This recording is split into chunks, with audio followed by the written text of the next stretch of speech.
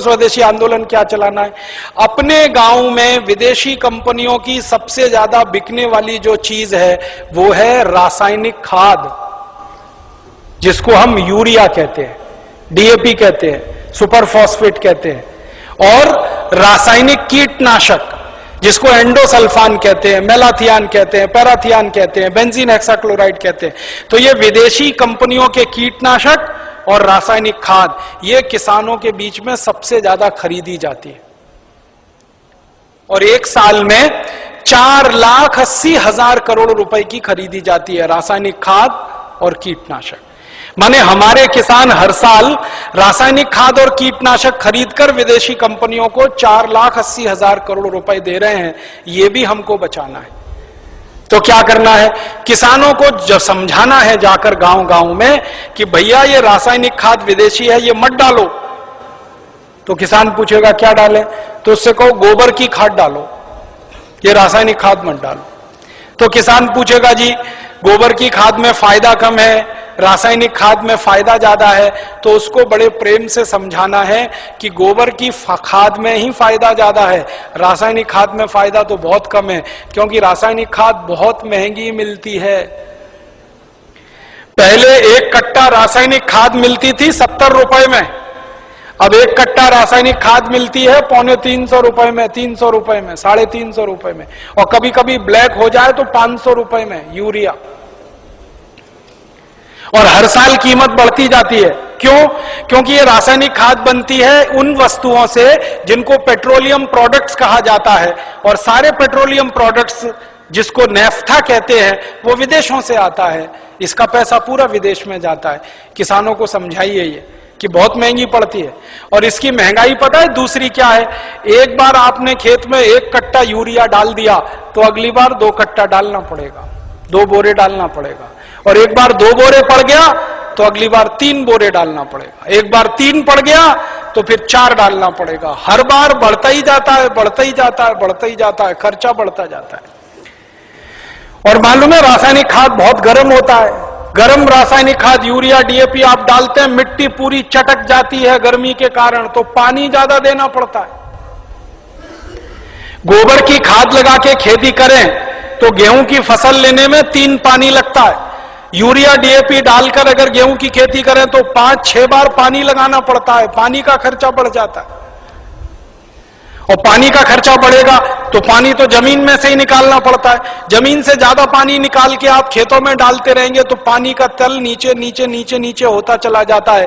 पहले पानी 25-30 फुट पे मिलता था, अब पानी 900 फुट तक नहीं मिलता खेतों में। तो किसानों को समझाइए कि यूरिया डालने से बड़ा भारी नुकसान है। एक तो हर साल खाद की मात्रा बढ़ानी पड़ती है, खर्चा बढ़ता है। दूसरा, हर साल पानी की मात्रा बढ़ानी पड़ती है, वो खर्चा बढ़ता है। और जहां पानी निकालने के लिए बिजली नहीं है वहां डीजल पंप चलाना पड़ता है, तो डीजल का खर्चा बढ़ता है। और डीजल कभी भी महंगा होता रहता है। एक जमाने में 7 रुपए लीटर मिलता था डीजल, अब 35 रुपए लीटर। 2-4 दिन के बाद ये 40 रुपए लीटर होने जा रहा है। फिर हो सकता है 1.5 साल में 100 रुपए लीटर हो जाए। किसान कहां जाएगा? मर जाएगा वो तो डीजल का खर्चा करते करते। और फिर एक और नुकसान होता है कि ये यूरिया डीएपी जब हम खेत में डालते हैं तो मिट्टी में ये केमिकल घुल जाते हैं, और मिट्टी में घुल गए तो पौधे की जड़ में आ जाते हैं, पौधे की जड़ से पौधे के तने में आ जाते हैं, पौधे के तने से पौधे के फल में आ जाते हैं, पौधे के फल में आ जाते हैं तो फिर वही फल हम खाते हैं, हमारे शरीर में आ जाते हैं। और हमारे शरीर में अगर ये जहर आ गया तो हमारी माताएं तो पूतना हो जाती हैं। आपने पूतना की कहानी सुनी? कृष्ण भगवान को जहर पिलाने के लिए आई थी। आज हमारी माताओं के दूध में जहर आ चुका है, अपने अपने बच्चों के लिए वो पूतना की स्थिति में है। आज हमारे देश की कई संस्थाओं ने माताओं के दूध का परीक्षण करवाया है, तो माताओं के दूध में वो सारे केमिकल हैं जो यूरिया में हैं। माताओं के दूध में वो सब केमिकल हैं जो कीटनाशक दवाओं में हैं।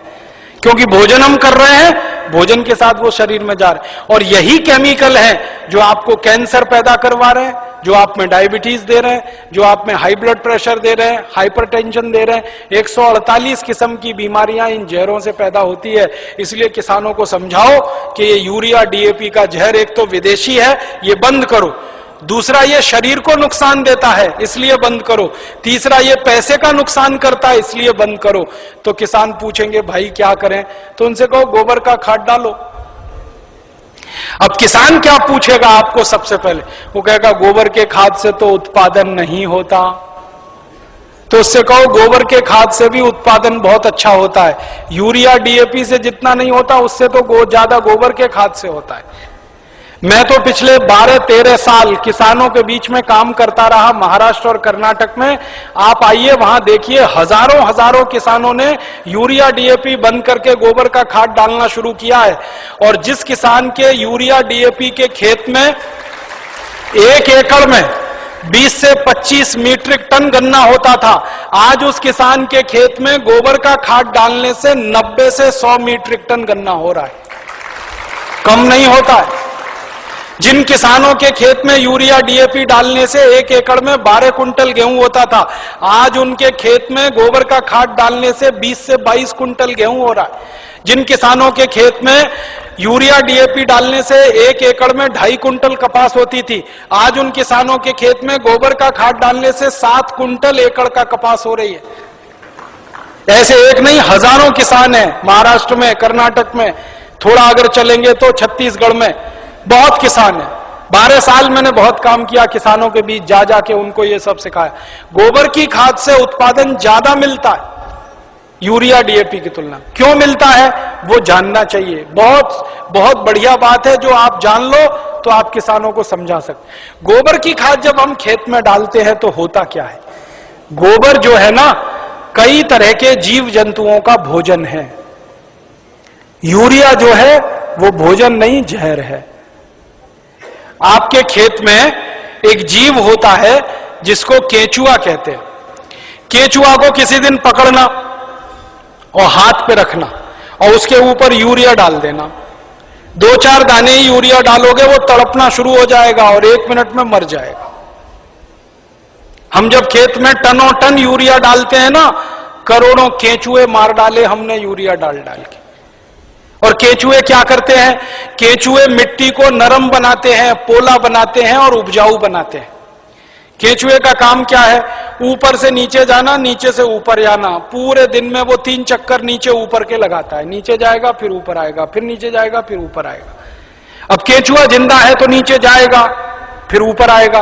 केचुआ जब नीचे जाता है तो एक रास्ता बनाते हुए जाता है, ऊपर आता है तो दूसरा रास्ता बनाते हुए आता है। तो परिणाम क्या होता है कि ये छोटे छोटे छिद्र जब मिट्टी में वो केचुए तैयार कर देता है तो बारिश का पानी इन्हीं छिद्रों में से नीचे एक एक बूंद नीचे रिसते हुए तल में जमा होता है। माने वाटर रिचार्जिंग का दुनिया में सबसे जबरदस्त काम कोई करता है तो केचुआ करता है, और यूरिया के कारण ये मर जाता है। इसलिए यूरिया डालना माने किसान के लिए आत्महत्या करने के बराबर है। जिस किसान के खेत में यूरिया डलेगा केचुआ मर जाएगा। केचुआ मरा तो मिट्टी में ऊपर नीचे कोई जाएगा नहीं, तो मिट्टी कठोर होती जाएगी, कड़क होती जाएगी। मिट्टी और रोटी के बारे में एक सत्य है कि इसको फेरते रहो नहीं तो खत्म हो जाती है। रोटी को फेरना बंद करो जल जाती है, मिट्टी को फेरना बंद करो पत्थर जैसी हो जाती है। मिट्टी को फेरने का मतलब समझते हैं? ऊपर की मिट्टी नीचे, नीचे की मिट्टी ऊपर, ऊपर की नीचे, नीचे की ऊपर। ये केचुआ ही करता है और कोई नहीं कर सकता। केचुआ तो किसान का सबसे बड़ा दोस्त है। मैंने इसका हिसाब निकाला था, एक केचुआ साल भर अगर जिंदा रहे तो 36 मीट्रिक टन मिट्टी को उठक पटक कर देता है, ऊपर से नीचे, नीचे से ऊपर। एक केचुआ साल भर में। और उतनी ही मिट्टी को ट्रैक्टर से उलट पलट करना पड़े तो कम से कम 100 लीटर डीजल खर्च होता है, और 100 लीटर डीजल 3600 रुपए का आता है।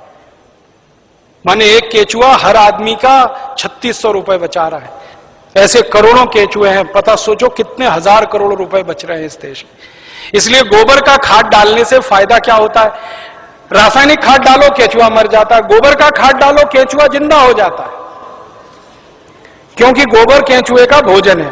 केचुए को भोजन मिले तो वो अपनी जनसंख्या बढ़ाता है। और इतनी तेज बढ़ाता है कि कोई नहीं बढ़ा सकता। भारत सरकार कहती है हम दो हमारे दो, केचुआ नहीं मानता उस बात को।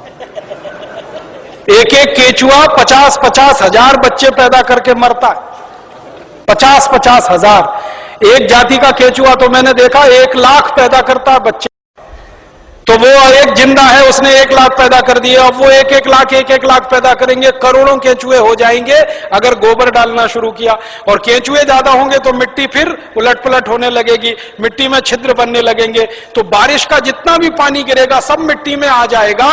और पानी मिट्टी में गया तो नदियों में बेकार नहीं बहेगा, तो बाढ़ नहीं आएगी, तो समुद्र में फालतू पानी नहीं जाएगा। इस देश का करोड़ों करोड़ों रुपए का फायदा हो जाएगा।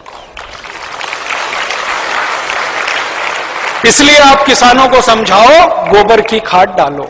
फिर कुछ किसान कहेंगे जी उत्पादन होगा क्या?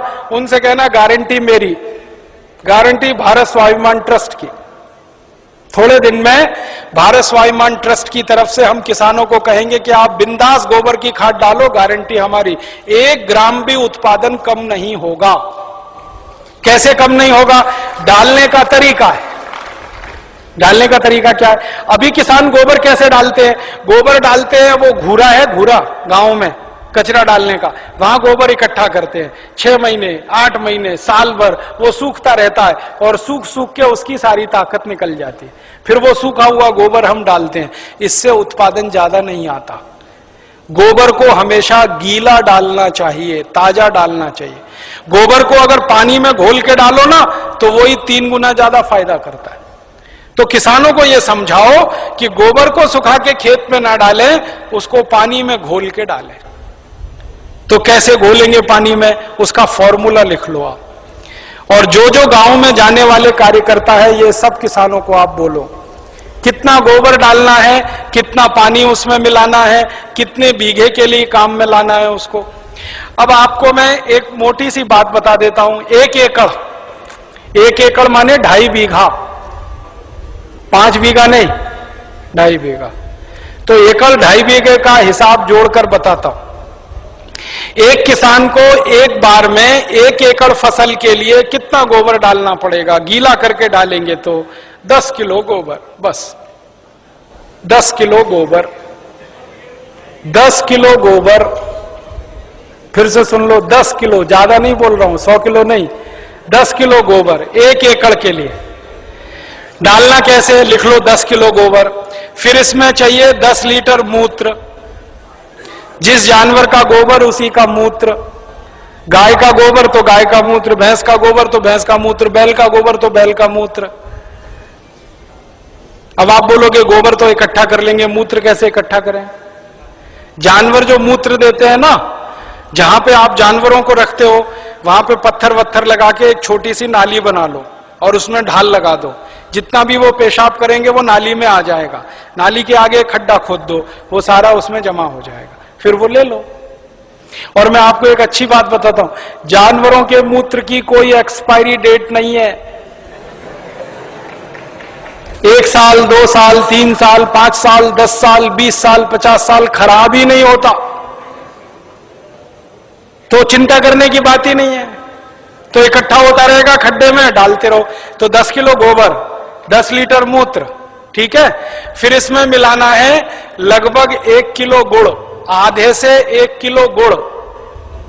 गुड़ तो आप सब जानते हो। एक तो गुड़ होता है जिसको आप खा लेते हो, एक तो गुड़ ऐसा होता है जिसको जानवर खा लेते हैं, और एक गुड़ ऐसा होता है जिसको कोई नहीं खा सकता। गीला गीला, पुराना पुराना, काला काला, वो गुड़ खेत के बहुत काम का है। जो सबसे घटिया गुड़ है, जिसको ना जानवर खा सकते हैं ना आपका, वो खेत के लिए बहुत काम का है। तो वो गुड़ ले लो, आधे से 1 किलो। गोबर हो गया, मूत्र हो गया, गुड़ हो गया। अब इसमें लगभग 1 किलो डालना है दाल का आटा। दाल है ना, दाल, अरहर की दाल, मूंग की दाल, उड़द की दाल, चने की दाल, सोयाबीन की दाल, खेसारी की दाल, कोई भी दाल, 1 किलो उसका आटा। 4 चीजें हो गई, गोबर, गोमूत्र, गुड़, दाल का आटा। और इसमें डालनी है 1 मुट्ठी मिट्टी। 1 मुट्ठी में आधा किलो या 1.25 किलो तक मिट्टी आती है। मिट्टी कहां से लानी है? आपके खेत के आसपास अगर पीपल का कोई पेड़ है, बरगद का कोई पेड़ है, तो उसके नीचे से खोद लो मिट्टी। पीपल के पेड़ के नीचे की या बरगद के पेड़ के नीचे की? पीपल और बरगद के पेड़ के नीचे की ही मिट्टी क्यों खोदना? आपको मालूम है पीपल और बरगद के पेड़ हर समय ऑक्सीजन देने वाले पेड़ हैं, और ज्यादा ऑक्सीजन देने वाले पेड़ के नीचे जीवाणुओं की संख्या बहुत होती है। तो पीपल और बरगद के पेड़ के मिट्टी में जीवाणु सबसे ज्यादा होते हैं, यही जीवाणु खेत को चाहिए। तो मिट्टी ले ली, 5 चीजें हो गई, गोबर 10 किलो, मूत्र 10 लीटर, गुड़ लगभग 1 किलो, दाल का आटा 1 किलो और मिट्टी लगभग 1 किलो। ये 5 चीजों मिला दो, घोल दो।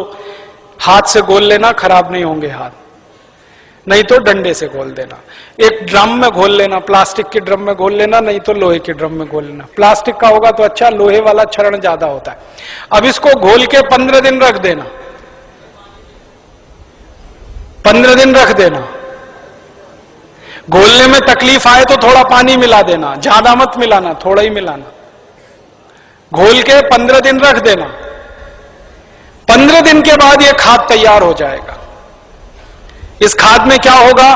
करोड़ों करोड़ों सूक्ष्म जीवाणु पैदा हो जाएंगे। वो जो मिट्टी डाली ना, मिट्टी के जीवाणु अगर 1 लाख है तो 15 दिन में वो 100 करोड़ से ज्यादा हो जाएंगे।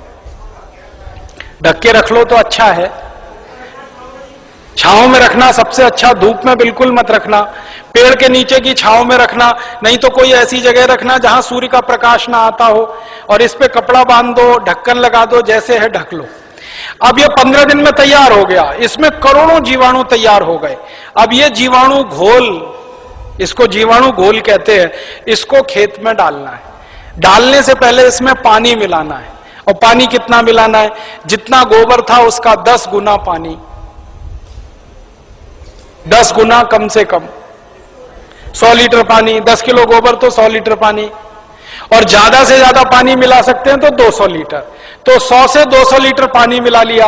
अब ये पूरा परफेक्ट घोल हो गया। इसको 1 एकड़ के खेत में छिड़कना है।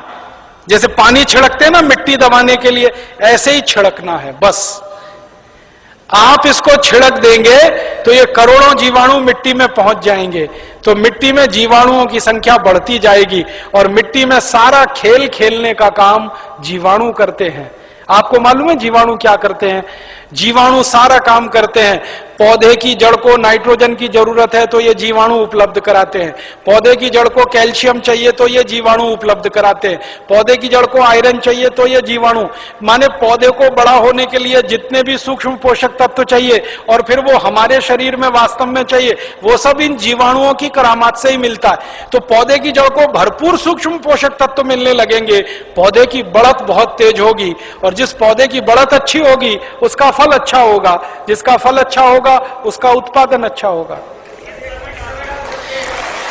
अब इसमें समय लिख लो, कितनी बार डालना, कब डालना। सबसे अच्छा तरीका यह होता है कि खेत को जब जोतने की तैयारी करें ना, जोतें, बीज डालने से पहले खेत जुताई होती है ना, खेत जुताई करते ही 1 दिन डाल दो। आज जुताई किया, कल डाल दो, जुताई करके डाल दो। ये पहली बार, ठीक है। फिर इसके डालने के 2-3 दिन बाद या 4 दिन बाद या 5 दिन बाद बुआई कर दो। है कितना डाल सकते हैं बताए ना? 1 एकड़ में जितना तैयार हुआ 200 लीटर वो। तो आपने इसको जोत के 1-2 दिन में डाल दिया, फिर बीज बो दो। बीज बोने के 21वें दिन में फिर डाल देना। आज बीज बोया तो ठीक 21 दिन बाद एक बार फिर डाल देना। क्या होता है ना, बीज में से अंकुरण होता है, और अंकुरण होने के 21वें दिन तक वो मिट्टी की ताकत से बढ़ता है। फिर 21 दिन के बाद वो सूर्य की ताकत से बढ़ना शुरू हो जाता है, फोटोसिंथेसिस जिसको कहते हैं, प्रकाश संश्लेषण की क्रिया। सूर्य ताप से खाना बनाना शुरू कर देता तो बढ़त तेज हो जाती। तो और आप मोटी सी एक बात याद रखो कि हर 21वें दिन पे डाल देना। आज डाला, 21 दिन बाद डाला, फिर 21 दिन बाद डाला, फिर 21 दिन बाद डाला। तो एक फसल अगर आप समझ लो 4 महीने की है तो लगभग 5 बार डालना पड़ेगा। कोई फसल 6 महीने की है तो 7-8 बार डालना पड़ेगा। 8 महीने की है तो 10 एक बार डालना पड़ेगा। अब इसमें खर्चा क्या है? जानवर अगर घर के हैं तो गोबर फोकट का, मूत्र फोकट का, गुड़ मैं कह रहा हूं सबसे सड़ा हुआ जिसको फेंक देते हैं वो भी फोकट में मिल जाएगा, पानी तो फोकट का है ही, थोड़ा दाल वाल लेना पड़ेगा तो उसका खर्चा आएगा, लेकिन किसान अगर दाल पैदा करता है तो वो भी घर की हो जाएगी, माने खाद बनाने का खर्चा लगभग शून्य आएगा, मेहनत लगेगी, पूंजी में पैसा कम से कम खर्च होगा। और ये खाद जो तैयार होगी इसमें जबरदस्त क्वालिटी है, क्योंकि इसमें कैल्शियम भरपूर, आयरन भरपूर, फास्फोरस भरपूर। क्या क्या इसमें है? गोबर है, गोबर में कैल्शियम है, आयरन है, सल्फर है, सिलिकॉन है, कोबाल्ट है, मैग्नीशियम है, मैग्नीज है, 18 सूक्ष्म पोषक तत्व हैं जो चाहिए मिट्टी को। फिर गुड़ है, गुड़ में जबरदस्त फास्फोरस है, गुड़ में जबरदस्त कैल्शियम है, फिर मूत्र में ये सब है। तो जो सूक्ष्म पोषक तत्व तो हमें चाहिए वही मिट्टी को चाहिए, वो सब इस खाद में भरपूर है, यूरिया में नहीं है, डीएपी में नहीं है। यूरिया में कैल्शियम नहीं है, डीएपी में कैल्शियम नहीं है, और कैल्शियम सबसे प्रमुख आधार है मिट्टी के लिए, क्योंकि खेत में कैल्शियम होगा तो पौधे में होगा, पौधे में होगा तो फल में होगा, फल में होगा तो भोजन में होगा, भोजन में होगा तो शरीर में होगा, शरीर में होगा तो हड्डियां मजबूत, हड्डियां मजबूत तो शरीर मजबूत। ये सारा साइकिल इसी कैल्शियम के उस पे। तो ये तो गोबर की खाद से ही मिलेगा, यूरिया डीएपी से मिलने ही वाला नहीं है। तो किसान को ये समझाइए आप। अब आपको समझ में आ गया, हर 21 दिन में डालना है, जबरदस्त फसल आएगी। पहली बार जब आप डालोगे ना तो किसान थोड़ा झिझक करेगा, उसको भरोसा नहीं है, विश्वास नहीं है, तो उसको कहना कि भाई तुम डालो, नुकसान तुम्हारा नहीं होगा। मैंने बहुत किसानों का हिसाब निकाला है, खराब से खराब खेत में जब गोबर का खाद डालते हैं ना तो गेहूं का उत्पादन पहले साल की तुलना में थोड़ा ही कम आता है, लेकिन उत्पादन जितना कम आता है उससे ज्यादा खर्चा बच जाता है, तो वो बराबर मामला बैठता है। हम यूरिया डीएपी में खर्चा करते हैं हजारों रुपए का, तब उत्पादन लेते हैं, यहां खर्चा ही नहीं है, थोड़ा उत्पादन कम भी हुआ तो फायदा ही है, नुकसान कुछ नहीं, इसलिए किसी किसान का नुकसान नहीं। और 2-3 साल लगातार आपने डाल दिया तो उत्पादन बढ़ना शुरू हो जाता है, लगातार बढ़ता है, और 10-12 साल में तो कई खेत ऐसे हैं जहां उत्पादन सीधे डबल हो जाता है, 100% की बढ़ोतरी हो जाती है। नहीं, छानने की जरूरत नहीं है, ऐसे ही डालो, उसमें जितना कचरा है सब खेत में जाने दो, क्योंकि कचरे में जीवाणुओं की संख्या और तेजी से बढ़ेगी, छानने की जरूरत नहीं है। अब आप डालोगे कैसे, ये प्रश्न है, तो उसके लिए 4 विधि है। पहली विधि ये है कि सीधे डब्बा लो और छिड़काव करो, खेत पे भरो और छिड़क दो, भरो और छिड़क दो। अब कहोगे जी खेत बहुत बड़ा है, ये तो नहीं चल सकता, तो दूसरा तरीका बताता हूं, खेत में पानी लगाते हैं ना, पानी में डाल दो, नाली में से पानी जा रहा है ना, एक टंकी में भर के ये खाद रख दो, उसमें नल लगा दो, टोटी खोल दो, टपक टपक पानी में गिरता रहेगा, खेत में चला जाएगा। ये दूसरा तरीका। तीसरा तरीका ये है कि अगर किसी के घर में जानवरों की संख्या ज्यादा है तो गोबर ज्यादा होगा उसके पास, तो थोड़ा सा गोबर तो इसमें इस्तेमाल हुआ, बचे हुए गोबर का क्या करेंगे, तो बचा हुआ गोबर अगर सूखा है तो उसको इसी में डाल देना 15 दिन के बाद 200 लीटर पानी मिला के, तो वो गोबर भी गीला हो जाएगा। गीले गोबर के लड्डू बना लो और लड्डुओं को खेत में फेंक दो तो खाद पहुंच जाएगा। और एक तरीका है, खेत में से मिट्टी खोद लो, मिट्टी खोद लो, मिट्टी में ये पूरा घोल मिला दो, मिट्टी गीली हो गई, मिट्टी के लड्डू बना लो, लड्डुओं को खेत में फेंक दो तो खाद पहुंच जाएगा। तो पानी के साथ दे सकते हैं, छिड़क के डाल सकते हैं, गोबर या मिट्टी को लड्डू बना के डाल सकते हैं। और एक आखिरी तरीका है, स्प्रे मशीन अगर अपने पास है तो उसका आगे से नोजल निकाल दो, नोजल निकाल दो, फिर उससे स्प्रे कर दो। अब इसमें ध्यान ये रखना है कि ये फसल पे स्प्रे नहीं होगा, ये जमीन पे होगा, मिट्टी पे होगा। फसल पे डालने से फायदा नहीं मिलेगा, मिट्टी में डालना है इसको। तो अगर फसल ऊंची है तब कैसे डालेंगे, तब तो पानी लगाओगे तभी डालना सबसे अच्छा है। इसमें एक तरीका यह है कि खेत का मुहाना होता है ना, जहां से पानी घुसता है, वहां एक आदमी को बिठा दो, डब्बा लेके पटकता रहेगा, उसमें पानी के साथ जाता रहेगा, और पानी के साथ पूरे खेत में बराबर मात्रा में जाता है और रिजल्ट उसका सबसे अच्छा आता है। और एक तरीका है इसको डालने का, अगर आपके घर में गोबर का वो बनाते हैं ना, क्या कहते हैं उसको, कंडा कहते हैं, उपला कहते हैं, क्या कहते हैं, कंडा उपला जो भी कहते हैं, उसको जलाते हैं। जलाने के बाद राख निकलती है ना, वो राख इकट्ठी कर लो और ये घोल और राख मिला दो और फिर लड्डू बन जाएंगे, फिर खेत में छिड़क दो, तो इसका तो जबरदस्त उत्पादन आता है। क्योंकि जो राख है ना, इसमें कई केमिकल अतिरिक्त हैं जो गोबर और गौमूत्र से भी ज्यादा है। तो ये तरीका समझ में आ गया। हर 21 दिन पे डालेंगे। 4 महीने की फसल है तो 5-6 बार डालना पड़ेगा, 6 महीने हैं तो 7-8 बार। इसी तरह से पूरी खेती होती रहेगी। गोबर किसी भी जानवर का, गाय का हो, भैंस का हो, बैल का हो, बकरी बकरे का हो, गधे घोड़े का हो, हाथी ऊंट का हो, कोई भी हो, सब चलेगा। मूत्र भी किसी जानवर का, ठीक है। और आधा आधा मिले तो वो भी चलेगा। गाय का आधा ले लिया, भैंस का आधा, किसी के पास गाय नहीं हो, किसी के पास भैंस नहीं हो, एक एक गाय एक एक भैंस, और खेत बड़ा है तो आधा आधा, सब मिक्सिंग करके चलेगा। बस एक ही सावधानी रखना कि जो जो गाय का गोबर लो तो वो देशी गाय हो तो अच्छा होगा। जर्सी का फायदा पूरा नहीं करेगा, और जर्सी का ही गोबर है तो उसमें देशी का मिला लेना, नहीं तो कोई फायदा नहीं करेगा। जर्सी गाय है, उसका गोबर है, उसमें देशी गाय का 1-2 किलो गोबर मिला लेना, वो वैसे ही काम करता है जैसे 100 किलो दूध में 1 चम्मच दही डालो तो पूरा दूध दही हो जाता है। वैसे ही 100 किलो जर्सी गाय के गोबर में 1 किलो देशी का डाल दो तो देशी गाय के जीवाणु अपनी संख्या अपने आप बढ़ा लेते हैं। और धीरे धीरे मेरी बात मानो तो जर्सी गाय बेचते जाना, देशी लेते जाना, क्योंकि ये जर्सी गाय के दूध में दम नहीं है। आपको मालूम नहीं है, दुनिया में भारत को छोड़कर जर्सी गाय का दूध कोई देश नहीं पीता। डेनमार्क में सबसे ज्यादा जर्सी गाय है। डेनमार्क वाले दूध ही नहीं पीते। क्यों नहीं पीते? कैंसर होने की संभावना है जर्सी गाय के दूध से। घुटनों का दर्द तो तुरंत हो जाता है, बड़ी बड़ी बीमारियां होती हैं। और जर्सी गाय को एक खतरनाक बीमारी होती है, मैड काउ डिसीज। उस बीमारी के चक्कर में दूध भी उसका प्रदूषित होता है, इसलिए जर्सी का दूध दुनिया में कोई नहीं पीता। डेनमार्क की सरकार तो दूध ज्यादा होने पर समुद्र में फेंकवा देती है। आपको सुनकर हैरानी होगी, डेनमार्क में दूध बहुत है, चाय बिना दूध की पीते हैं सबके सब, क्योंकि वो दूध उनको खराब लगता है। तो जर्सी गाय बेच के देशी लेते जाना। भैंस हो तो उसका तो चल जाएगा, बैल का चल जाए। अब एक आखिरी चीज और बता दूं, उसको आप लिख लो। ये तो हुआ खाद। अब किसान कहेगा कीड़ा लग गया, तो कीड़ा लग सकता है ना, तो उसका भी एक फॉर्मूला लिख लो। कीड़ा अगर लगता है, कीट लगता है, तो उसकी दवा भी हम खुद बना के छिड़क सकते हैं, पैसा खर्च करने की जरूरत नहीं। कीड़ा मारने की दवा कैसे बनेगी? 20 लीटर जानवरों का पेशाब ले लो, गाय का, बैल का, भैंस का,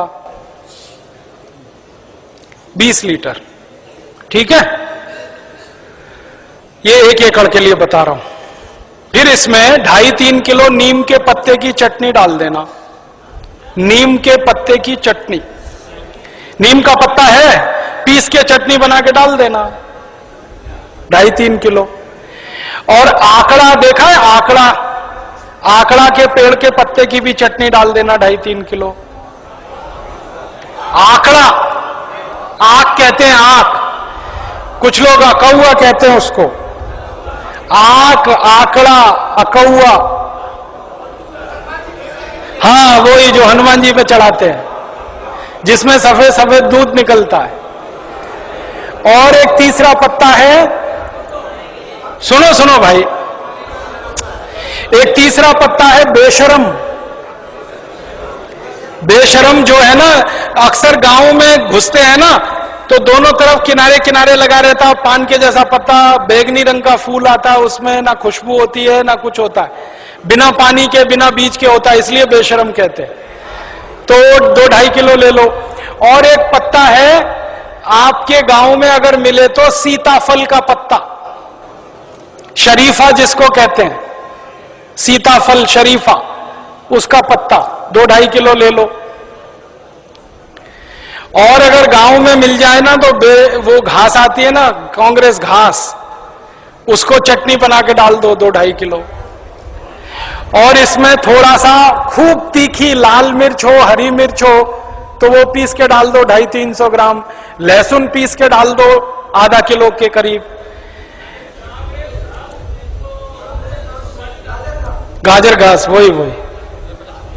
और मैं आपको एक मोटी सी बात बताता हूं, वो याद रखो, जिन जिन पत्तों को गाय नहीं खाती, फिर से सुनो, जिन जिन पत्तों को गाय नहीं खाती और आपके गांव में उपलब्ध है, वो सब पत्ते पीस के डाल दो इसमें। गाय को खिला के देख लो, खा रही है तो नहीं डालना, नहीं खा रही है तो पीस के डाल देना है। मोटी बात याद रखो। तो 3-4 तरह के पत्ते डाल दिए, थोड़ा लहसुन डाल दिया, थोड़ा मिर्ची डाल दी, 20 लीटर मूत्र में डाल के इसको उबालना है, गरम करना, उबाल के ठंडा कर लो, ठंडा करके 200 लीटर पानी मिला दो। अब ये दवा तैयार हो गई कीटनाशक, इसको स्प्रे कर दो किसी भी फसल पे, तो 48 घंटे माने 2 से 3 दिन में सारे कीट खत्म कर देता है। 1 पैसे का खर्चा नहीं होता, बाजार से कुछ नहीं लाना पड़ता। ये हर फसल में काम आता है, गेहूं में, चावल में, चने में, दाल में, मटर में, गन्ने में, हर तरह की फसल में ये उपयोग हो सकता है। तो कीटनाशक दवा बनाने का आपको मालूम, खाद बनाने का आपको मालूम। अब यूरिया, डीएपी और एंडोसल्फान गांव गांव से हमें बंद कराना है। 4,80,000 करोड़ रुपए किसानों का बचाना है, 2,32,000 करोड़ रुपए शहर वालों का बचाना है। ये दोनों मिला दें तो करीब 7-8 लाख करोड़ रुपए देश का हम बचा सकते हैं स्वदेशी आंदोलन की ताकत से। और बाहर से जो इंपोर्ट हो रहा है करीब 7 लाख करोड़ का, अगर पक्के स्वदेशी वाले लोग हो जाएं तो इंपोर्टेड चीजें भी बंद हो सकती हैं। 14 लाख करोड़ का फायदा, माने इतना बड़ा फायदा हम पूरे देश को दे सकते हैं अपने स्वदेशी आंदोलन और अभियान से। इसलिए स्वदेशी आंदोलन और अभियान को गांव गांव जाके चलाना है। और आपको इसके लिए उस जमाने में लोकमान्य तिलक ने जैसा परिश्रम किया, महात्मा गांधी ने जैसा परिश्रम किया, विपिन चंद्र पाल ने जैसा परिश्रम किया और क्रांतिवीरों ने जैसे परिश्रम किया, वैसा ही परिश्रम आपको करना है। ताकि क्या होगा, जैसे आज हम लोकमान्य तिलक का नाम याद रखते हैं अपने देश के लिए, अपनी सभ्यता के लिए, अपनी आजादी के लिए, वैसे ही आपका नाम आने वाली पीढ़ियां याद रखेंगी इस देश के दूसरे स्वदेशी आंदोलन के लिए। ऐसा कहकर मैं आपका आभार व्यक्त करता हूं, बहुत बहुत आपको धन्यवाद देता हूं।